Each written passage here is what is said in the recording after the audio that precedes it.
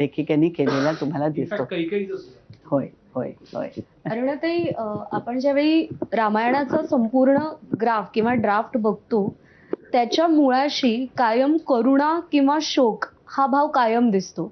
म्हणजे श्रावणबाळाच्या कथेपासून रामांनी शरयू नदीमध्ये समाधी घेण्यापर्यंत प्रत्येक आनंदाच्या प्रसंगाला सुद्धा एक दुःखाची आणि करुणेची झालर दिसते. काय कारण असेल यामागे? तुमचं विवेचन काय सांगतं याच्यासाठी?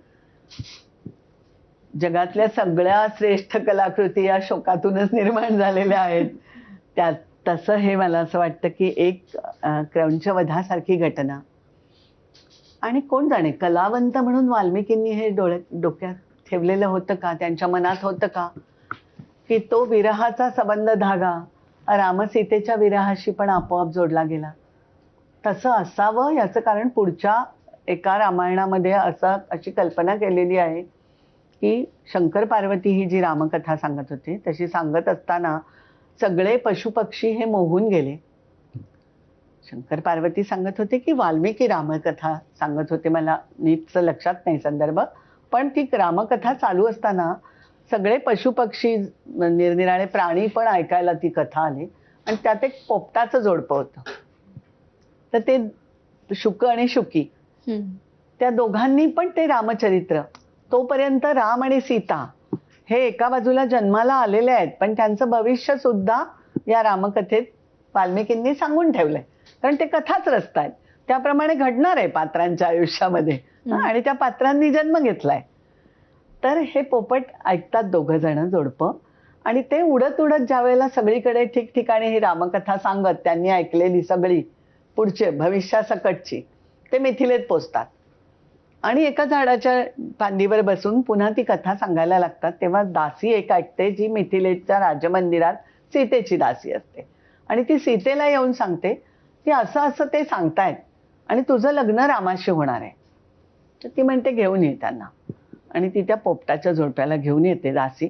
तेव्हा सीता त्यांना पकडून ठेवते पिंजऱ्यामध्ये, आणि मग ते जेव्हा पुढचं सगळं भविष्य सांगतात की रामाशी लग्न होणार आहे, नंतर तुला छान म्हणजे अयोध्येची तू राणी होणार आहेस, तर ती म्हणते हे सगळं होईपर्यंत तुम्ही इथे जायचं नाही, आता हे भविष्य खरं ठरू दे मग बघू.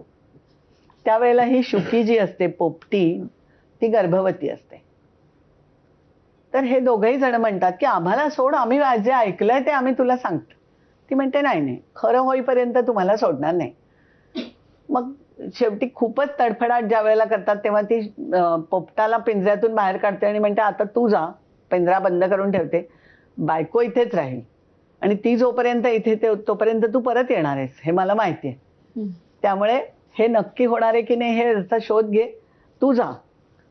तो निघून जातो, आणि ही पोपटीन जी असते तिला माहिती असतं की हे होणार नाही, म्हणजे तो परत येईल की नाही माहिती नाही, दुःख तिला नवऱ्यापासून तोडलेलं आहे, म्हणून ती प्राणच तिचे सोडते दुःखाने विरहाने, आणि गर्भवती असताना ती प्राण सोडते.